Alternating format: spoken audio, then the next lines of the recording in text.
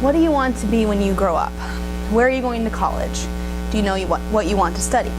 What about your major? These are all questions that every high school senior, and I'm sure some of you juniors as well, have become acquainted with, if not grown to dread at family reunions and other family gatherings. And even as an ISM2 student, I can't answer these questions fully. What I've come to realize, however, is that this doesn't mean I don't know who I am. I know exactly who I am. And for that reason, I've decided to study the one field in which I can market myself, and that's entrepreneurship. This field allows me to utilize my creativity and my own interest to aid other people. I would be busy solving problems and forming relationships. One of the things that I noticed last year about ISM is what I most enjoyed when I was researching and interviewing people for my final product was interacting with the kids. And I would have to go into like a full thing about my final product, but basically I had to interview kids and teachers and other district officials, and that was my favorite part of my final product, was shaking hands and getting to meet them and talking with the kids. And kids are hilarious these days. I don't think people realize that. They're so funny. Like 6th graders, they're so funny, and that was my favorite part. And I thought, what can I do in which I'm always constantly interacting with people and constantly meeting with people, but at the same time use my own creativity? And that was forming my own business. This way I'm personally invested in my work and motivated to help those around me. So for my first research assessment, I studied e-commerce, or how to build your online business, because I'm relatively positive that this is the form that my final product will take. Something that I learned through reading this article was that your online business needs to address a common need that isn't otherwise addressed online. So it needs to fix a problem, it needs to help people who are looking for something, but it needs to address a need that a lot of people have and that a lot of people can't find. It's very important that your website has a clean layout, and navigability is also very important. If it's messy, clean, or too busy, people aren't going to visit your website and people aren't going to use your website. Something that I also learned about was PPC advertising. PPC advertising stands for pay per click, and basically it's like search engine optimization. So on Google, you would pay Google to list your website higher up, and then you pay Google for every click that every customer gets. It can get pretty pricey, but at the end of the day, if you need visitors to your website, it's one of the best ways to get the news out there.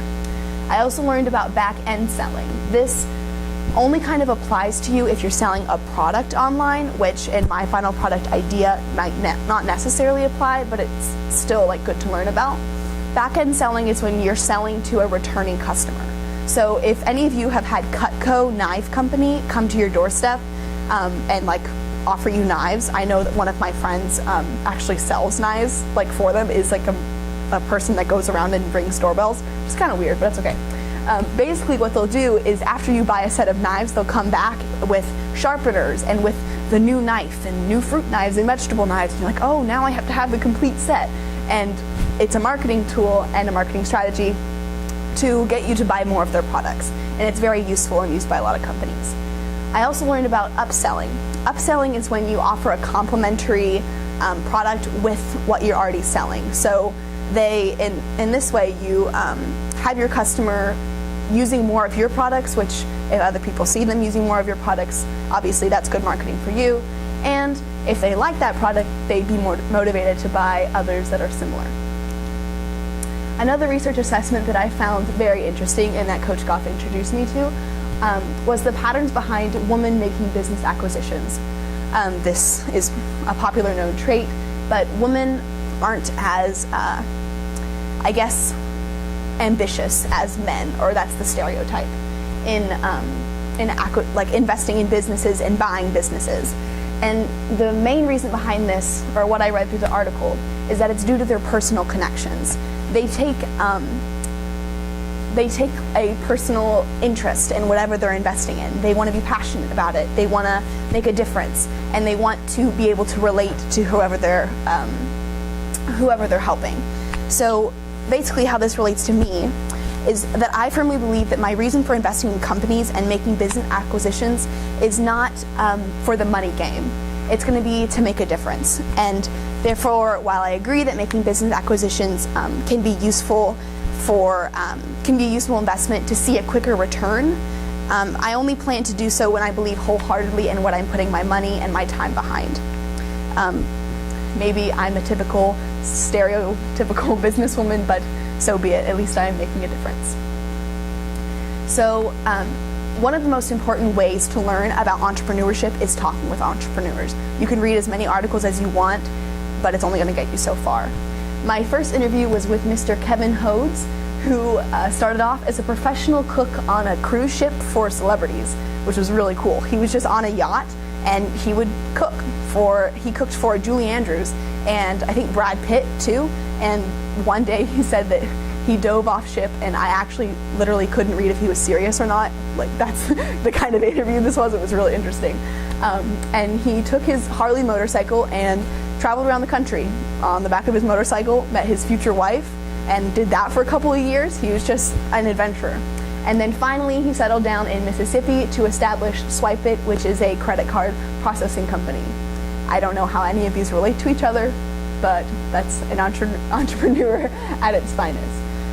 His real passion lies in helping people. Of course, he's very interested in credit card processing, but the thing that he loves is being able to donate and promote charities.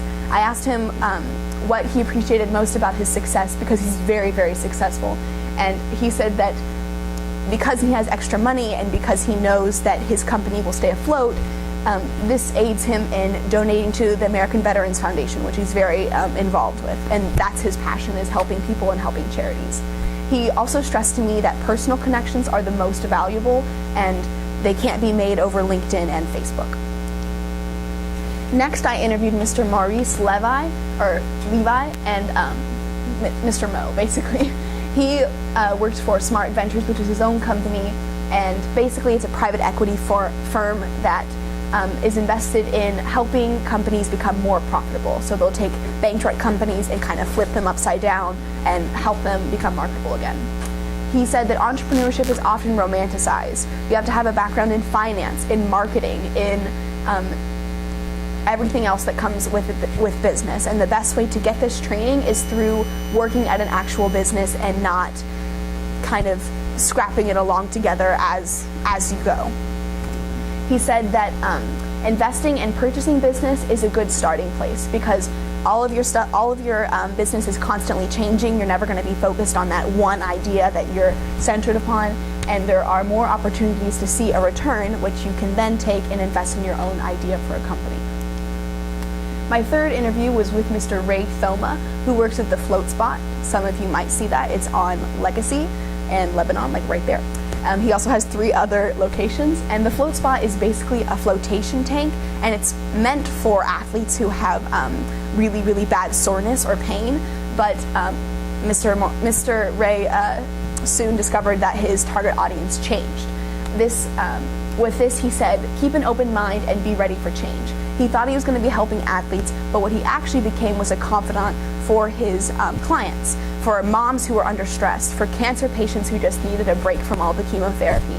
And he became kind of a therapist, which I thought was really cool, and he never expected, but it's his dream job.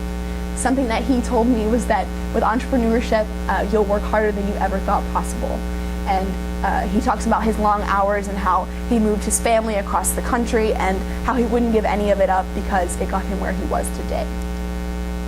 My fourth interview was with Mr. Randy Schwantz, and something that he emphasized to me was that not all entrepreneurs are extroverts. He is a self-proclaimed introvert, and the main drive behind his business and creating his own business was constant improving and finding a process that was difficult or obscure, and then redefining it and making it streamlined. And something that was very comforting to me, he told me a story about how he had 3 days at Texas Tech, and that's as much college education as he got. He went, the college admissions, or the college office was like, you have to take these classes and this and this and this, and he just felt so like confined by all of the requirements. He was like, I don't need this, I'm not going to go to college. And so he took his stuff and went and applied at the nearest, I think it was FedEx that he worked at, and he got his training through that. And he said that business happens everywhere and there's no correct place to start.